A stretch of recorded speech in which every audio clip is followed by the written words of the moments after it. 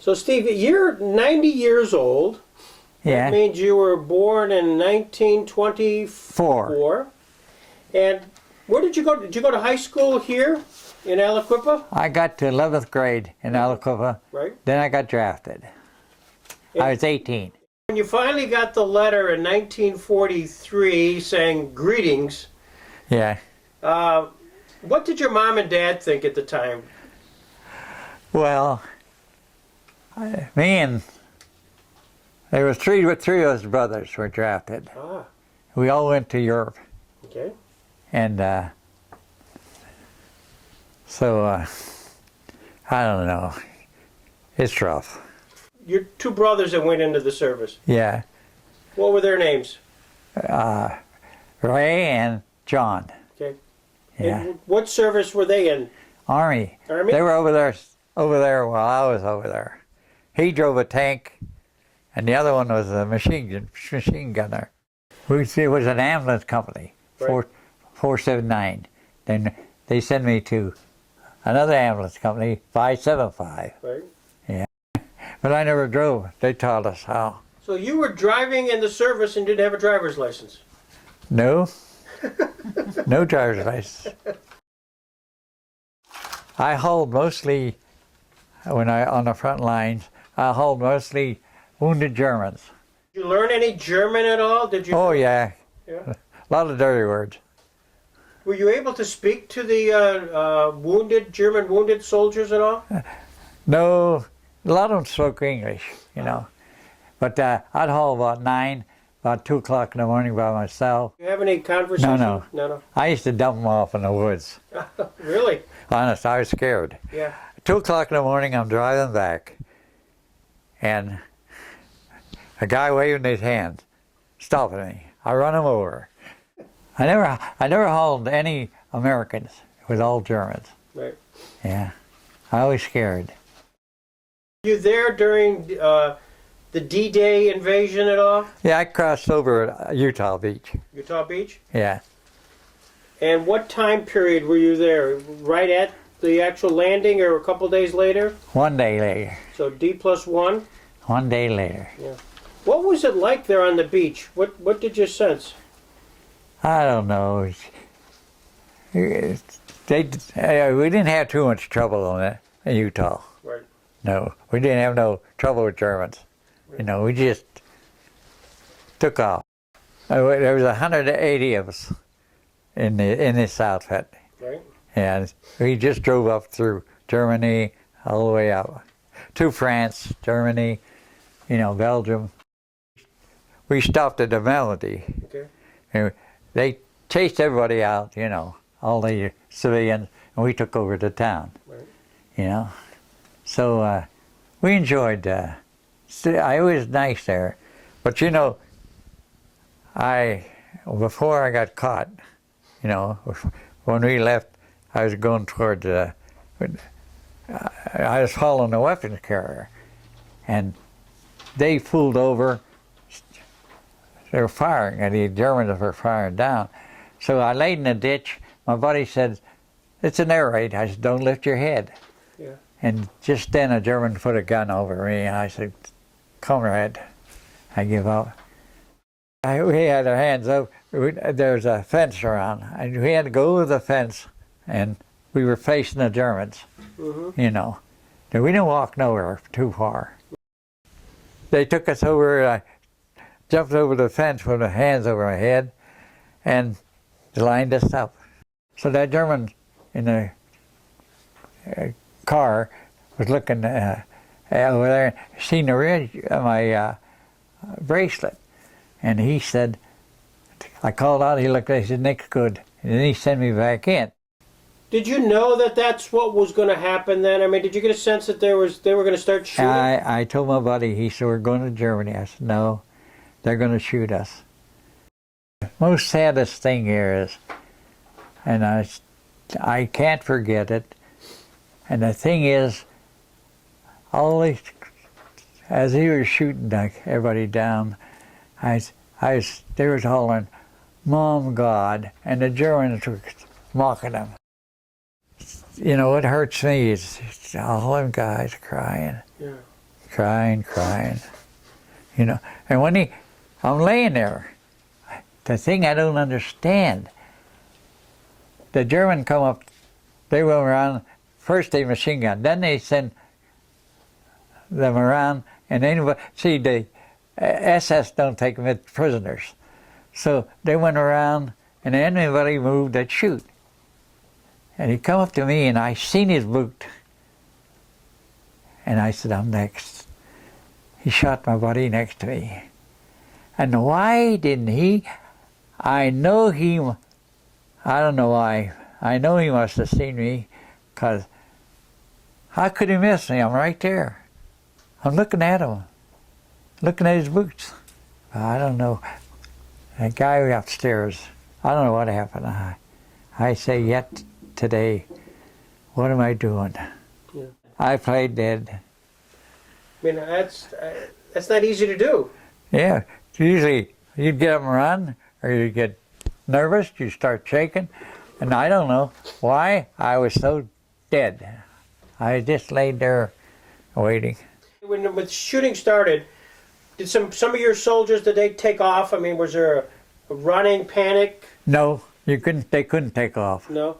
No, they had guards around us. Uh-huh. Yeah, it was too fast. Right. And the only thing bothers me is, Mom, God, and the Germans would mock them. And I said, oh my God. These are the ones who've been shot and they're dying and they're Yeah. just screaming out for their mother or for God. And then they go up and shoot them. Yeah, okay. Jeez, I don't know. See, the Germans don't take prisoners. Not SS.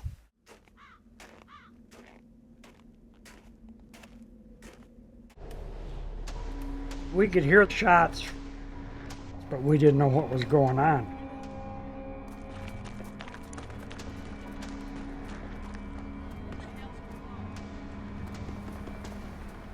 Colonel Pergin, he went up there.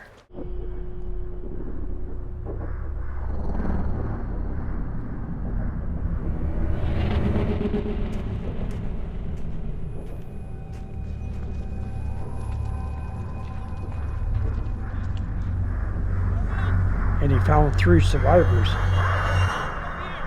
That was really when we found out what had happened. When they got done shooting, and they left, so about 4 or 5 of us stood up, and one was wounded and asked me, could I have one? I said, no, let's go. We went over the hill, and there was a Belgian guy there. He didn't have nothing to do with it. He said, Bosch. I said, where's American? He said, over the hill, down there. We went over that hill, we halted Americans. We rolled down over that hill. I was standing there waiting. A Jeep come down the road where we come up, got down so far, and they had an 88, they blew the Jeep up. American Jeep. Yeah. Yeah. I tell you one thing, terrible. Caught up with the American troops and they said, what happened? They didn't ask, they just were glad to get us out of there. Ah. Yeah. They knew what happened. They threw us in, they gave us a shot, put us out, Yeah. took us in back of big trucks, took out. And then from then on, I was in the hospital, I bet you for 30 days. I didn't know what I was doing there. I was screaming every night, they told me. Mm-hmm.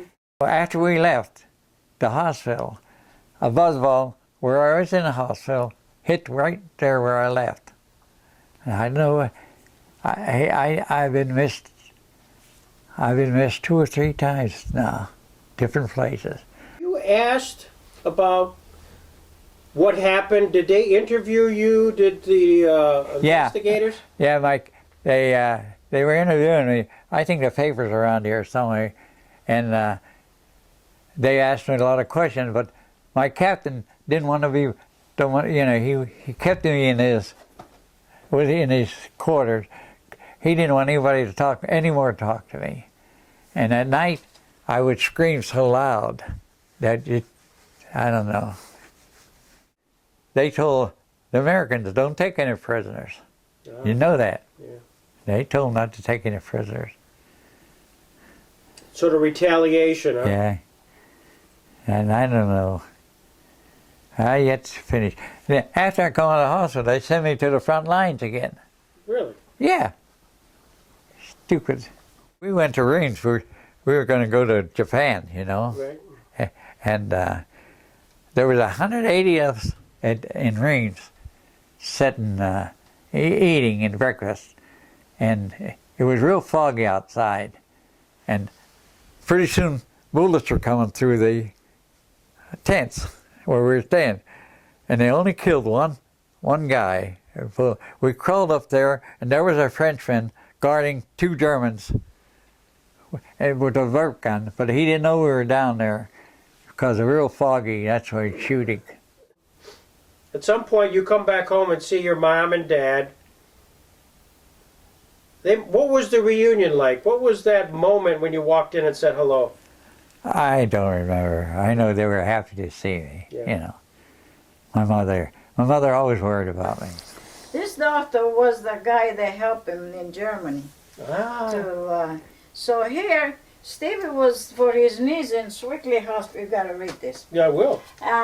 You see, he was in a Swickley Hospital, and this doctor is 100 years old. He's still working in it. Oh my gosh. 102 here- years old.